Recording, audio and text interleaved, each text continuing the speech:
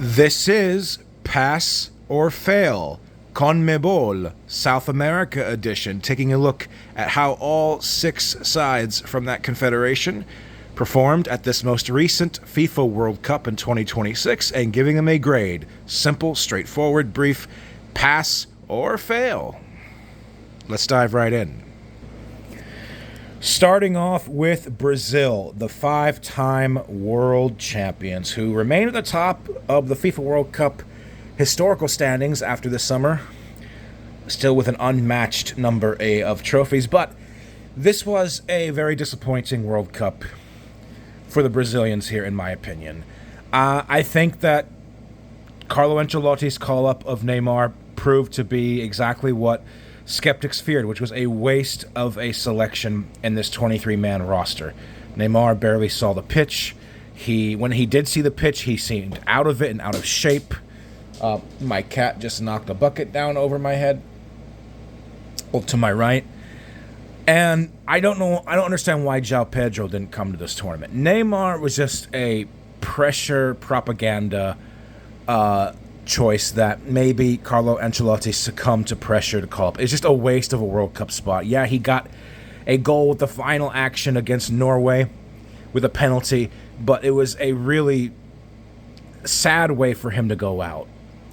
Playing an otherwise poor tournament, did not deserve to be called up. I will say that I think Vini Jr. was a bright spot for Brazil. Carlo Ancelotti managed to do what Diniz and Dorival Jr., previous Brazil managers, have not been able to do, which is get the best out of Vinicius Jr. for the national team. A big criticism for this kid's career has been phenomenal for club, country not so much. But Vinicius Jr., one of the best players in the group stages of this competition, scoring at least a few goals for Brazil against Morocco, against Scotland. And that is a bright spot. It is something that I think Ancelotti will be building upon. He hasn't been in charge of Brazil for a long time. It's been less than a year. I'm a little bit more optimistic than most people probably are about Brazil. It's going to take a ground-up effort to rebuild this team. And it goes beyond the manager. It was smart of them to give him a full cycle until 2030. He's got some ultimatums to reach with Copa America and finishing top of qualifiers ahead. Those are probably going to be the demands for him to stay in charge. So I think this is a case of this is a team whose international powerhouse stock has been in decline for a while now. It goes beyond management. It's gonna take a bit. There's going to be a lot of growing pains. But I have to grade the World Cup as it was, and it's a failure. It's a failure for Brazil because this was their earliest exit since 1990, going out in the round of 16 to another European team. That's like 5 World Cups in a row now. Brazil's gone out to a European team. And if you're actually noticing who they're being eliminated against year by year, it's a European team of lesser stock, of lesser notoriety, of a team that's not a powerhouse. You get eliminated to France or Netherlands, that's different. But in recent years, Croatia and now Norway, it's a very worrying trend, an extremely worrying trend. I think Brazil they're really lacking good center backs, phenomenal fullbacks like Magalhães, but there's a huge disconnect in every area of the pitch. There's a real lack of depth, I think, on this team, and Ancelotti has a lot of work ahead of him. But until then, it's a fail for Brazil. Paraguay, under one of the best managers of the Americas, Gustavo Alfaro, whose praises I have sung since the beginning, they get a pass. Paraguay, pass. Passaguay, get it? Welcome back to the World Cup, Paraguay. They got off to a bad start where they got clapped by my USA team, but that's a compliment to how well the U.S. played in that opener in SoFi Stadium in Los Angeles. Paraguay showing lots of grit, lots of character. Defeating Turkey with a one-man down for the majority of the game. Galarza, a wonder strike from distance. Eliminating the Germans on penalties in the round of 32, being the only third-place team to actually to win a knockout stage match. Holding France to 1-0 in an albeit very ugly but effective round of 16 game. Paraguay The way that they rebounded from that opening humiliation to the United States was so admirable. It was so admirable. They taught Turkey and Germany a lesson in mentality, in digging in deep to get the result for survival. This is what Uruguay should be doing historically, La Gara Charrua, but this was La Gara Guarani from La Albiroja. It is a great World Cup for Paraguay, in my opinion. Where they were 2 years ago, bottom of their group in the Copa America, 0 points, just being totally embarrassed. I hope Alfaro stays, because this is a good project. I think Paraguay can push for a semifinal appearance at Copa America. I think they're good enough to do it. In my opinion, Paraguay is a top 25 national team. I think that proved it here. They're one of the few South American teams that actually had a good tournament. They eliminated a powerhouse in Germany, and they fully deserved it. And they played to their strengths: compact defensive cohesiveness, physicality on the ball, winning challenges, tackles in midfield. This is a Warriors team. If you like teams of fighters, Paraguay is a team for you. They get a pass. Ecuador fails, and I don't want to hear it. They failed. Compared to the hype heading into this World Cup, we thought, oh, dark horse candidate, maybe a potential semifinalist for a deep run, one of the best defenses in the world. And while that last part is true, Ecuador were shocking in terms of what they were producing on the offensive. The attack is toothless. Enner Valencia has to retire. He has to go off into the sunset. These guys are desperately missing some real attacking forwards. The defense, elite, world-class, very difficult to penetrate, to break down. But my goodness, they produce almost nothing up front. The draw to Curaçao, that cements it for me. It did not matter at that point whether they got out of the group stages or they beat Germany in the final match day. It was a German team that had already secured passage to the next round. So that's the context. Germany did not need a result. Ecuador did. You cannot draw a Curaçao. I'm sorry. You cannot be held 0-0 by Curaçao and expect me to give you a pass. I can't do it. I'm sorry. They did enough to come through, but the way they faltered at the end against the Ivory Coast, getting that sucker punch, that late goal, I knew they were in trouble from there. Most likely going to finish third after match day 1. They were already in a big pickle, Ecuador. Becasese is a mid-manager, bro. I'm glad he's gone.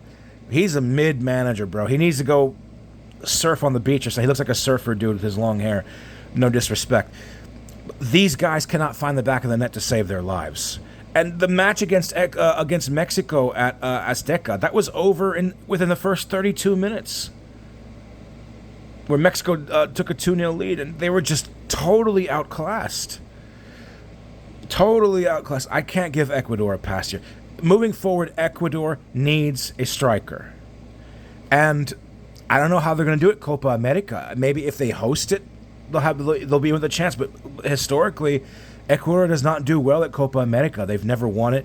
They haven't made a semifinal in many years, even. I'm worried about Ecuador. I'm very worried. They fail at the World Cup here in 2026. Uruguay, hit the road, Jack, and don't you come back no more. Probably the worst World Cup of all CONMEBOL nations. Actually, I think, yes, the worst. They were the only one to not advance. How you not survive a group with Saudi Arabia and Cabo Verde, bro? With your historical pedigree, 2-time world champions, 15-time Copa America champions, I don't understand the history. I know the answer. It's Marcelo Bielsa. This is on Bielsa, and I said it's not really on the team. Yes, the team has a bit of an issue with depth, I think, but this group was still navigable. I think Uruguay still should have come out of this group in second. They could have gotten 6 points. It's Bielsa. His rigidity, his unwillingness to change when the flow of the play on the field is not going in Uruguay's favor. And I said, for the last 2 years, since the end of the last Copa America, the smoke is in the air. The warning signs are in the air. This is a guy who has disrespected his players. He pushes them way too far in training where they get injured. He won't change his style. He views his players as pieces on a chessboard rather than actual human beings. And you can go and, this is not just me, you can go and watch interviews of players that have been very unsatisfied with him, the treatment they were receiving in the build-up to this World Cup, all throughout qualifiers in training. This failure's on him. He may be a good coach in his own right, but there's an unwillingness here to adapt to the modern game here from Marcelo Bielsa, and I'm worried about Uruguay, bro. Who do they have coming through the ranks at the youth level? I'm worried. I'm worried about Uruguay. They could miss future World Cups. Because I think that in addition to Bielsa being the culprit here, this generation's kind of waning down a little bit. Now this is the second World Cup in a row they crash out. I'm really worried about Uruguay. They failed. They failed this World Cup. Argentina, the defending world champions who made it to the final hurdle but just could not pull off the repeat. The quest for a back-to-back champion for the first time in 60-plus years will go on because for the second World Cup in a row, just like in France in 2022, the world champions fall at the final. And you know what? Obviously, of course, Argentina passes. They pass. This is one of the greatest generations of footballers of all time. This national team between 2021 to 2026 is one of the best national teams of all time. They got 4 trophies, a World Cup, 2 Copa Americas, a Finalissima. And at this World Cup, in the group stages, Messi played like a possessed man. 5 goals after 2 games against Austria and Algeria. Are you kidding me? He got 8 goals at this tournament all throughout the knockout stages. Those 2 huge assists for Argentina to come back against England in the semifinals. Coming back the way they did against Egypt, down 2-0 with 13 minutes ago. It was like a movie.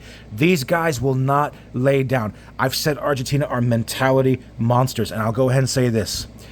In terms of mentality and team togetherness at this level, Argentina between 2021 to 2026 might be the greatest national team of all time.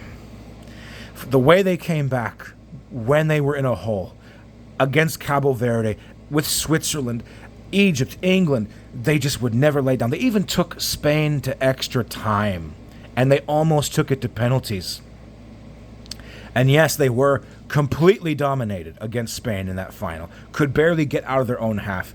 And say what you want about the off-field antics with the flag of the Malvinas, the Falkland Islands belong to Argentina, or this, that, the other, some certain referee decisions, or people trying to make the Spain versus Israel versus Argentina game about Israel versus Palestine. Just really weird haters out there. Argentina, they didn't suffer the champions curse. They won every game on the way to the final. Every single game. Messi went berserk at 39 years old. Great performances from Julian Alvarez, Enzo Fernandez, Dibu Martinez in goal, especially in that final against Spain where he made 12 saves. They pass. I think Messi will stick around probably looking like now for another 2 years. He'll probably leave after the next Copa America. Who knows? That's just my hunch.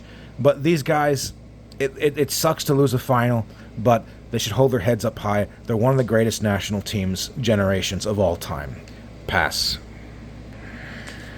I am going to pass Colombia, although I think it could have been a better World Cup for them. They topped their group, the only unseeded team other than Switzerland to top their group at this whole tournament. They should have beaten Portugal, if not for some really questionable officiating in the final minutes of that group game. They dominated Ghana, and they played a very 50-50 match against Switzerland in the round of 16. And that match could have gone either way, man. Not making at least the quarterfinals in its own way is kind of a failure for Colombia, because if you look on paper, Colombia had potential, I felt, to make a run to the semis. And I'm telling you this right now. I agree with, I think, what YouTuber, it was Jack from Deadball TV. He said that if Colombia had a striker, they might have made the final. And I'm serious as a heart attack, because I think they would have matched up well against Argentina in the quarters. I'm not saying they definitely would have won, but that would have been a Copa America rematch. A lot of familiarity between the two teams. John Arias, goalkeeper. I thought that a lot of the substitutions, managerial decisions from Nestor Lorenzo were really spot on throughout the group stages. Daniel Munoz had a good tournament. Luis Diaz just lacking a little bit of finesse in his clinical finishing. But Colombia going out to a team that is basically on their level in Switzerland, I think both are top 15 sides. There's no shame in that. And actually, Colombia had the slightly better spell of possession and more chances generated than Switzerland, but that match came down to penalties. So you have to take that into account. I just think the striker situation, similar to Ecuador, but not as bad, it needs to be sorted out, because I think if Colombia really had a true number 9, they would have gone deeper in this tournament. There's another world where Colombia makes the Final Four. I really believe that. But this is something to build on. I think Colombia has an exciting team. I think they're in a much better spot than some of these other South American teams going forward. I give them a pass. Colombia did have a good World Cup, just not as good as it could have been.